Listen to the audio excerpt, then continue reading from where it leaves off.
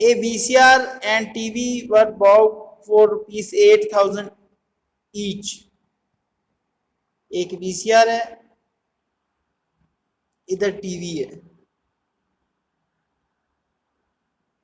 दोनों का cost price 88,000 है।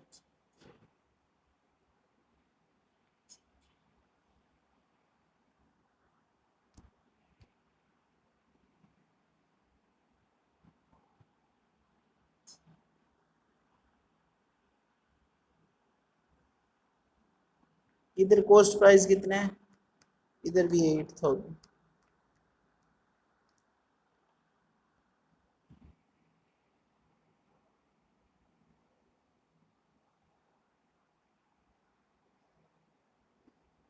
तो उसके बाद क्या बोला है, the shopkeeper made a loss 4% on VCR and 8% and profit of 8% on TV। ठीक है, VCR पे उसे लॉस हुआ है कितना, 4%।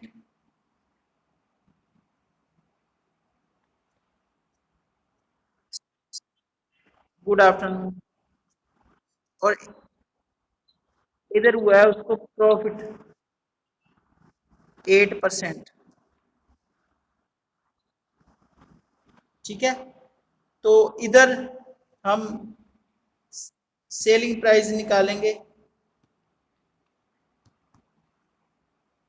ठीक है, सेलिंग प्राइस 4% लॉस हुआ है ना, तो 96 रह जाएगा ऊपर वाला 100, और नीचे 100 ही रहेगा, और 8,000 से मल्टीप्लाई कर देंगे।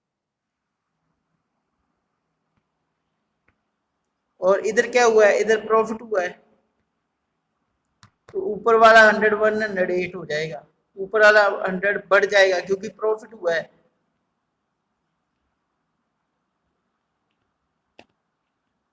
ठीक है, तो ये 2 जीरो से 2 जीरो कट गए, तो अब 80 और उसको मल्टीप्लाई कर देंगे, ये आ जाएगा 64,880। ठीक है, इतने रुपीस में उसने सेल किया है इसको, टीवी को। 2 जीरो से 2 जीरो कट गई,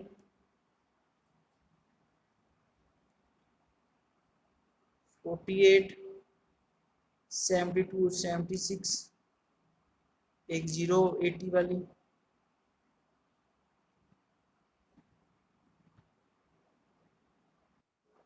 ये आ गया एसपी इसका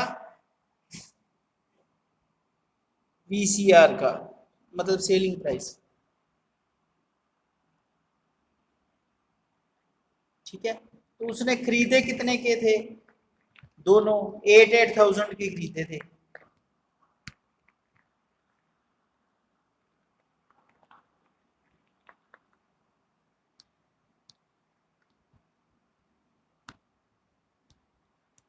टोटल सीपी मतलब टोटल खरीदने का क्या प्राइस था,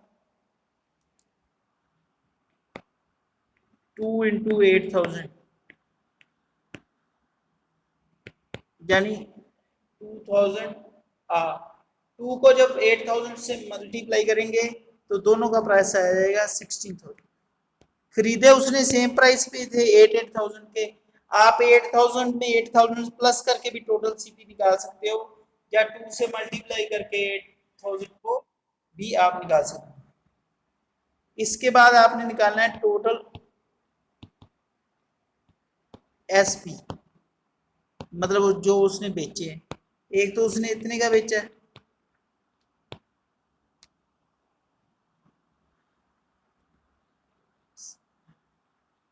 एक कितने का बेचा है। ठीक है, अब इनको प्लस कर दो, 0, 2, 3, 15 और 16। तो उसने खरीदे दोनों कितने के थे, 16,000 के, और बेचे कितने के दोनों, 16,320 के। ठीक है, तो अब उसको प्रॉफिट ही हुआ है, साफ साफ दिख रहा है, बेचे ज्यादा क्या है, तो उसको प्रॉफिट कितना हुआ है। प्रॉफिट का फार्मूला लगा देंगे,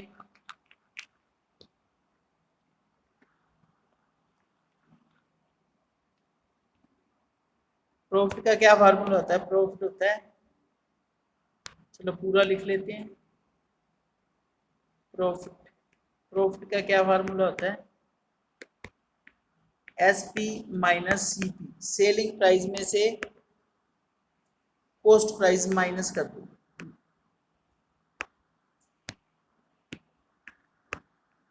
ठीक है, बेचा कितने का, सेल कितने गया, इतने का, 16,000 का उसने खरीदा था।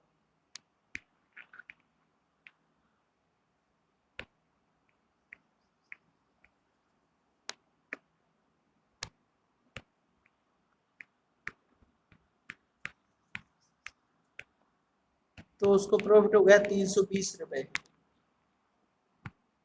ठीक है, अब हमने निकाला प्रॉफिट परसेंट।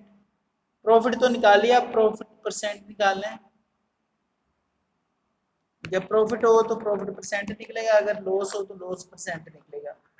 तो अभी प्रॉफिट परसेंट निकालना है, तो प्रॉफिट परसेंट, प्रॉफिट परसेंट का क्या फार्मूला? प्रॉफिट बाय में सीपी इंटू 100। प्रॉफिट 320 रुपए, सीपी कितना था, 16,000 इंटू 100। ये दो जीरो कट गए, ये जीरो से ये जीरो कट गया, 16 से 32 कट गया, तो 2 आ गया। 2%, 2% प्रॉफिट हुआ है उसे। ठीक है, ये हमारा हो गया 5th number question. Question number 5 हो गया। अब क्वेश्चन नंबर 6 करते हैं। During a sale a shop offered a discount of 10% on market price of all the items. What would a customer have paid for a pair of jeans market at 1450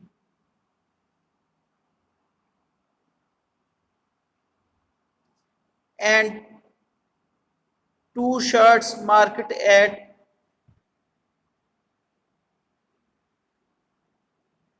850 each?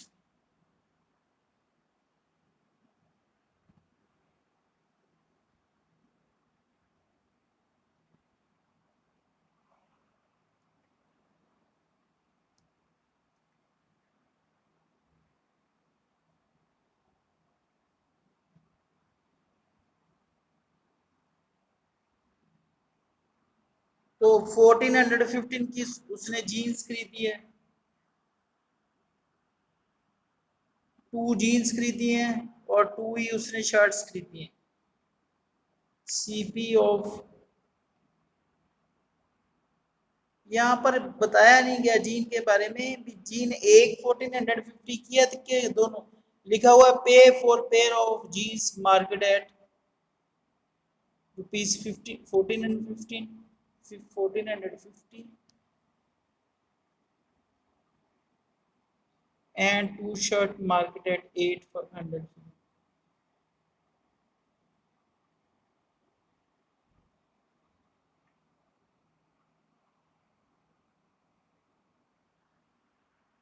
Cost of one jean लिख लेते हैं एक बार। एक gene का price से ऐसा लेके चलते हैं रुपीज 1450। टू जीन्स का कितना हो जाएगा, 2 इंटू 1450, मतलब 2 जीन्स हैं 2900 की। ठीक है, फिर सीपी ऑफ वन शर्ट, एक शर्ट कितने की है, 850।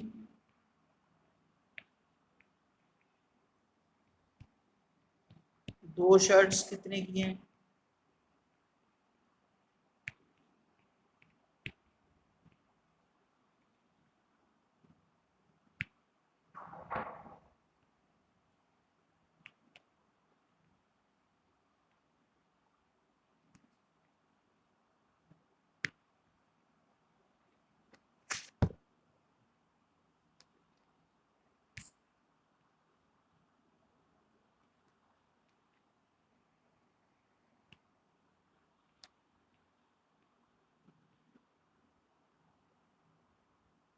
ठीक है, रुपीस मैंने मगर लिख दिया। 1700 रुपीस की 2 शर्ट्स हैं। ठीक है, तो टोटल उसके कितने बन गए? 2900 की जीन्स और 1700 की क्या शर्ट्स।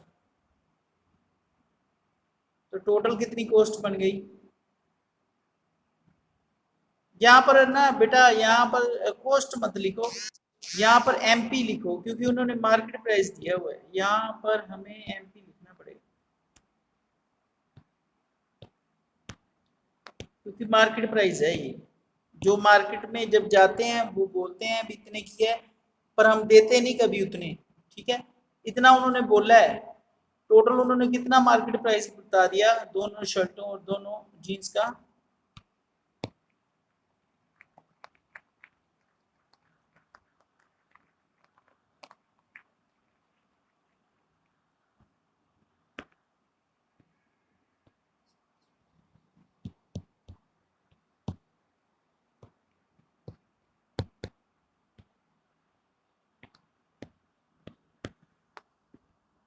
2900 तो हो गया जीन्स का,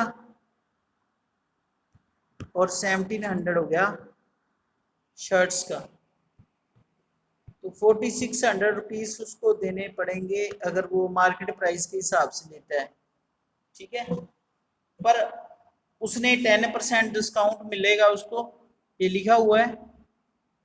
ड्रिंग a sale shop offered a discount of 10%। तो उसको क्या कॉस्ट करेगा? तो सीपी कितना आ जाएगा? जो 10% डिस्काउंट है उससे ऊपर वाला 110 लेस हो जाएगा। डिस्काउंट के कारण लेस होता है, टैक्स के कारण प्लस होता है। ये एक्चुअल में 100/100 होता है। ठीक है, ऐसे 100/100 होता है। अगर लेस करना हो या डिस्काउंट देना हो या लॉस हो तो वो माइनस हो जाता है ऊपर वाले में से। अगर प्रॉफिट हो या टैक्स लगाना हो या इंक्रीज करना हो तो ऊपर वाले 100 में प्लस हो जाए। ये दोनों जीरो कट गई। अब इनको मल्टीप्लाई कर देंगे। 54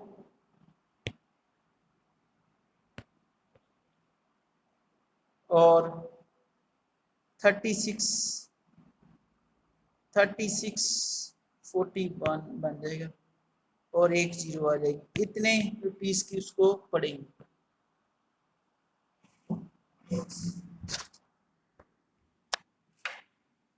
ठीक है, यानी 4600 जिनकी कॉस्ट बन रही थी ना एमपी के हिसाब से, एक्चुअल में वो पे कितने करेगा 10% डिस्काउंट के बाद? 4140 रुपीज। बाकी उसको डिस्काउंट मिल जाएगा क्योंकि सेल चल रही है, ड्यूरिंग ए सेल। तो अब इसके बाद है, a milkman sold to his buffalo for 20,000 each. On one he made gain 5% and on other a loss of 10%. Find the overall gain or loss. ठीक है, उसने सोल्ड किया है, एसपी दिया हुआ दोनों का, सीपी नहीं दी गया। तो क्या करोगे? इसमें आप सीपी एक्स मान के भी कर सकते हो। ठीक है, और एक आप एसपी का सीधा फार्मूला, एसपी से सीपी कैसे फाइंड करना आता है वो सीधा फार्मूला लगा के भी कर सकते हैं। ठीक है, आगे है 8 number question. The price of TV 13,000 कितना है? Rupees 13,000। The sale tax charge on it at the rate of 12%। Find the amount that Vinod will have to pay if he buys it। तो टीवी की cost क्या है?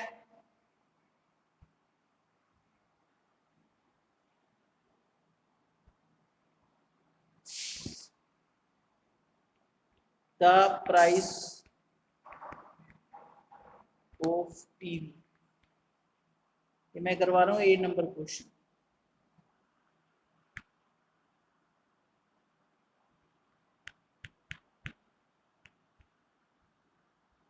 ठीक है। अब क्या टैक्स लगना है उस पर, कितना टैक्स कितना लगना है, 12%। ठीक है, टैक्स से रेट बढ़ता है तो आफ्टर टैक्स प्राइस कितना हो जाएगा उसका, ऊपर वाला 100 वैल्यू बढ़ जाएगा। ठीक है, क्योंकि ये टैक्स है, टैक्स प्रॉफिट और इंक्रीज से हमेशा ऊपर वाला 100 बढ़ता ही होता है, 20 से 20 कैंसिल। अब इन्हें मल्टीप्लाई करें, 36 3 कैरी कर गया, 26 2 कैरी कर गया, 13 और 2 15 1 कैरी कर गया, और एक जीरो बच गई। ठीक है, इतने का वो टीवी बेचेगा या उसको मिलेगा, उसने तो खरीदना ही है। ये बायर के बारे में है कि, हाँ ये बायर के बारे में है, क्योंकि इसमें विनोद खरीद रहा है। ठीक है, विनोद के बारे में पूछा है, तो बायर के बारे में पूछा है, तो उसको इतने का पड़ेगा जो खरीद रहा है, मतलब बायर मतलब विनोद।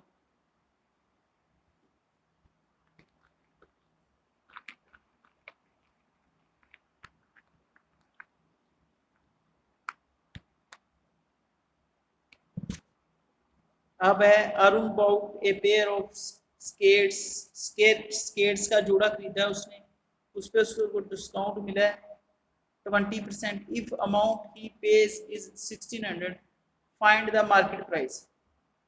ठीक है, तो इसमें एमपी पता करना है। एमपी या सीपी ना पता हो तो उसको लेट करना होता है, let MP equal to X. ठीक है, तो डिस्काउंट कितना मिला है, एमपी पे डिस्काउंट मिला है उसको 20%। मतलब एमपी मतलब जो वो मार्केट में बोल रहे थे, ठीक है, उस पे उसको 20% डिस्काउंट आफ्टर डिस्काउंट।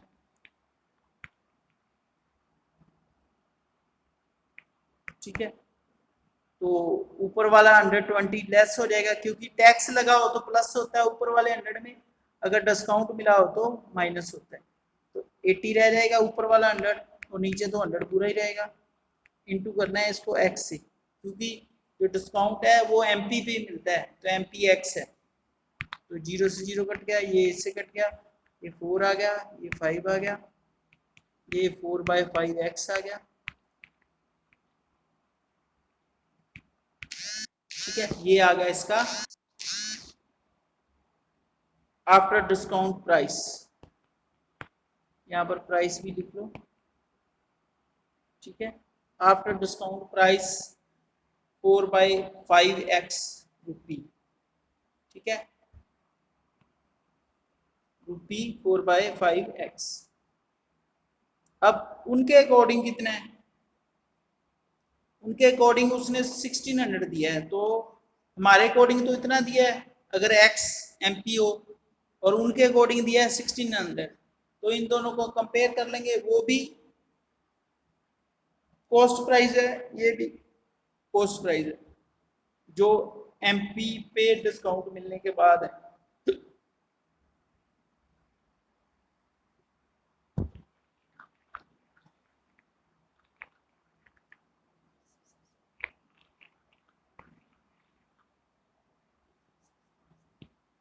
तो 4/5 ये 1600 के बराबर है।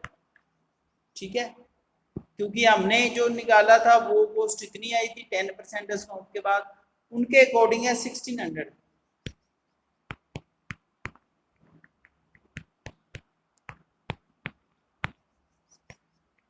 400।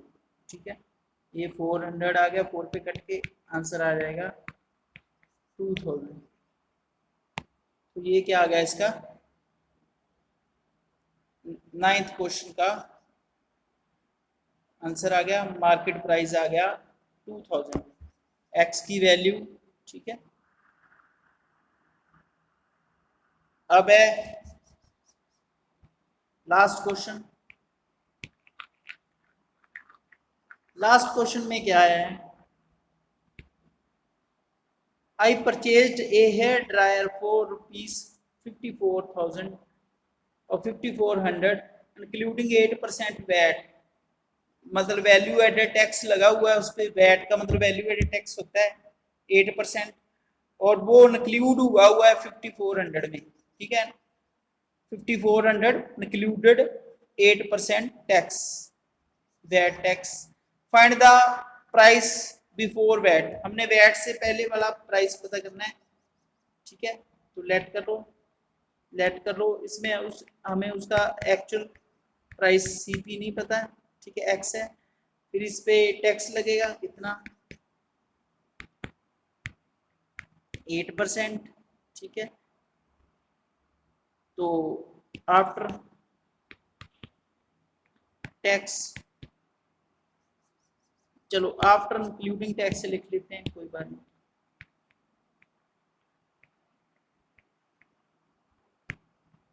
टैक्स इंक्लूड होने के बाद क्या होगा, ऊपर वाला 108 बढ़ जाएगा।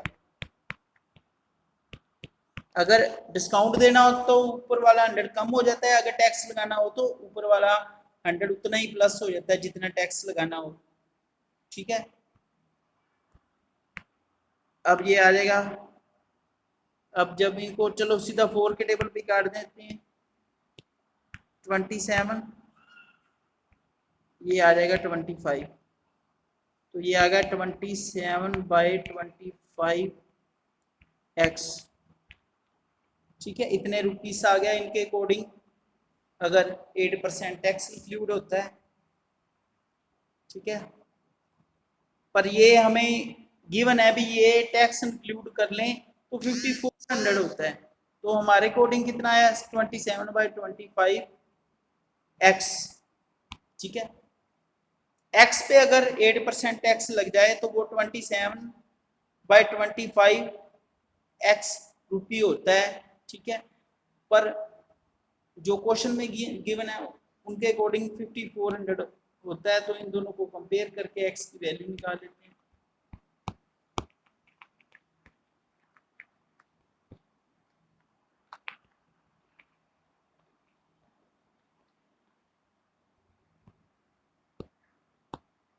तो हमारे अकॉर्डिंग कितना है 27/25x, उनके अकॉर्डिंग ये 5400 के बराबर है, ठीक है। तो x इधर रह जाएगा 5400 को 25/27 से मल्टीप्लाई कर देंगे, 25 मल्टीप्लाई में चला गया, 27 डिवाइड में आ गया, तो ये आ जाएगा 2 27 के टेबल। जब 2 को 25 से मल्टीप्लाई करेंगे वो बन जाएगा 50, और 2 जीरो इधर बची हुई हैं वो भी साथ में आ जाएंगी, तो 5000 रुपीज बिना टैक्स के उसका प्राइस है। अगर टैक्स लगा दे तो 5400 है,